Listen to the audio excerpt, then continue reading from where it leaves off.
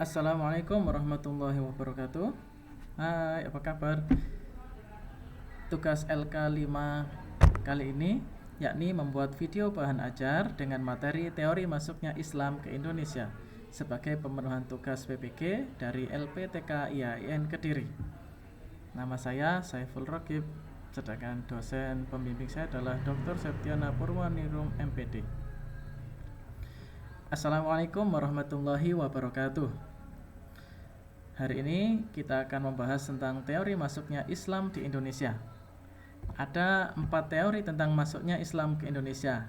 Seperti yang kita bisa saksikan bersama di slide, ada teori Gujarat, teori Persia, teori Cina, dan teori Arab atau Makkah. Yang pertama, teori Gujarat. Teori Gujarat ini menganggap bahwa agama Islam itu berasal dari India Barat, yakni wilayah Gujarat yang kita kenal sebagai Perindapan ya. Jadi jalur masuknya dari India Barat, daerah Gujarat ini berlayar melalui Selat Melaka dan tiba ke Indonesia. Teori ini dikemukakan oleh J. Pineapple dan juga Snogor Gronje dari Belanda. Apa bukti tentang teori Gujarat ini? Yang pertama adalah adanya bukti dari batu nisan yang ada pada makam Sultan Malikus Soleh di Samudra Pasai dan juga Sunan Gresik atau Maulana Malik Ibrahim di Gresik. Corak dari kedua batu nisan itu sama persis dengan yang ada di Gujarat, India.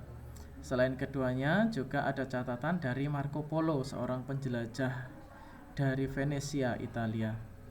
Namun kelemahan dari teori ini adalah bahwa abad ke-12 Masehi di Gujarat sendiri masyarakatnya mayoritas adalah beragama Hindu, sehingga tidak memungkinkan pengaruh Islam sampai ke daerah Samudra Pasai gitu.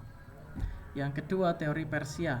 Teori Persia ini beranggapan bahwa Islam yang masuk ke Nusantara itu dibawa oleh para pedagang Persia atau Iran yang kita kenal sekarang. Teori Persia ini didukung oleh Husain Jayadiningrat dan Umar Amir Hussain. Teori Persia ini mengambil contoh atau bukti dari penguat pendapat ini. Yang pertama adalah adanya tradisi tabui di Sumatera Barat, yakni peristiwa mengenang wafatnya Husain bin Ali, cucu Rasulullah, dalam peristiwa Karbala tanggal 10 Muharram. Kemudian corak dari bentuk kaligrafi yang ada di Indonesia, khususnya pada huruf pegon dalam mengartikan kitab-kitab klasik, itu hampir sama seperti bahasa Persia. Ada huruf C, N, Eng, dan sebagainya. Berbeda dengan tulisan dalam huruf Arab. Berikutnya, contoh yang lain adalah penggunaan gelar syah dalam penyebutan nama raja-raja di Nusantara. Hal ini mirip sekali dengan yang digunakan di Persia. Namun, di sini ada kelemahan teori Persia. Menurut beberapa tokoh, pada abad 7 Masehi itu Persia masih belum terlalu berpengaruh dalam kemajuan Islam. Jadi sangat kecil sekali kemungkinan pengaruh Persia itu ke Indonesia.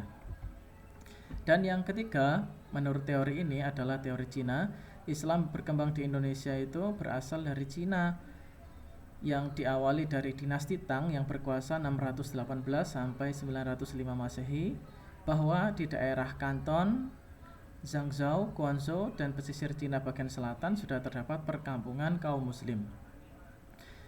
Teori ini juga didukung dengan penggunaan penyebutan raja-raja Demak dimulai dari Raden Fatah dan seterusnya, itu menggunakan nama-nama Cina gitu atau Tiongkok gelarnya. Kemudian masjid-masjidnya yang ada di Demak juga menggunakan arsitektur Cina. Tetapi kelemahan ini tidak menyebutkan secara terperinci tentang proses masuknya Islam ke Indonesia melalui jalur Cina, hanya menyebutkan pengaruh-pengaruhnya saja.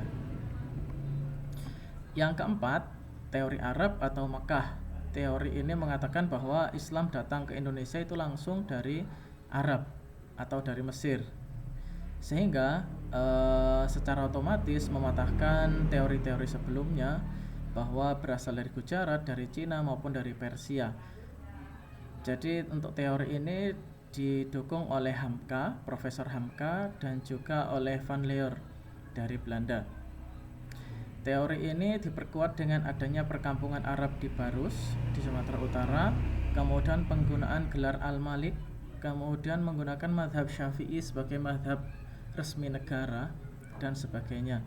Namun kelemahan teori ini adalah kurangnya bukti tertulis atau literal terkait dengan masuknya Islam ke Indonesia melalui jalur Arab tersebut. Nah, kesimpulannya, teori yang sudah saya sampaikan tadi memang banyak beragam. Ada 4 teori masuknya Islam ke Indonesia, dan hal tersebut masih sampai sekarang itu diperdebatkan. Tetapi yang bisa kita ambil dari sisi positif, bisa jadi semuanya itu memang terjadi. Keempat-empatnya adalah teori yang benar-benar terjadi di Indonesia. Kenapa? Karena Indonesia sendiri yang pertama adalah terletak di jalur perdagangan internasional yang sangat strategis yang menghubungkan wilayah timur dan barat maupun sebaliknya. Yang kedua, budaya yang di Indonesia itu kan sudah banyak sekali beragam. Bisa jadi pengaruh di masing-masing tempat itu juga berbeda begitu. Dan terima kasih. Kurang lebihnya saya mohon maaf. Assalamualaikum warahmatullahi wabarakatuh.